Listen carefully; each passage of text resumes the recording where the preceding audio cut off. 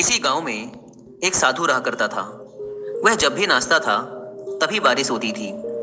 इसलिए गांव के लोगों को जब भी बारिश की जरूरत होती तब यह लोग उस साधु के पास जाते और उनसे अनुरोध करते कि वह नाचे।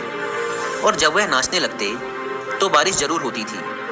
कुछ दिनों बाद 4 लड़के शहर से गांव में घूमने आए। जब उन्हें यह बात पता चली कि किसी साधु के नाचने से बारिश होती है तो उन्हें यकीन नहीं हुआ। शहरी पढ़ाई लिखाई के घमंड में उन्होंने गांव वालों को चुनौती दे दी कि अगर हम भी नाचेंगे तो बारिश होगी, और अगर हमारे नाचने से बारिश नहीं हुई तो साधु के नाचने से भी बारिश नहीं होगी। अगले दिन सुबह सुबह गांव वाले उन चारों लड़कों को लेकर साधु के कुटिया के पास पहुंचे। गांव वालों ने साधु को सारी बात बताई। फिर उन लड़कों ने नाचना शुरू किया। पहले लड़के ने नाचना शुरू किया। आधा घंटा बीत गया। फिर पहला लड़का थक कर बैठ गया, पर बादल नहीं दिखे।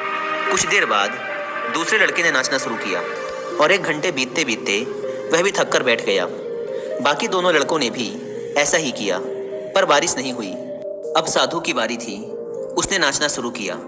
1 घंटा बीत गया, पर बारिश नहीं हुई। साधु फिर भी नहीं रुका, वह नाचता ही रहा। नाचते नाचते 2 घंटे बीत गए, पर बारिश नहीं हुई। 4 घंटे बीत गए, पर बारिश नहीं हुई। लेकिन साधु तो रुकने का नाम ही नहीं ले रहा था। धीरे धीरे शाम ढलने लगी कि तभी बादलों की गड़गड़ाहट सुनाई दी और थोड़ी देर बाद जोरों की बारिश होने लगी।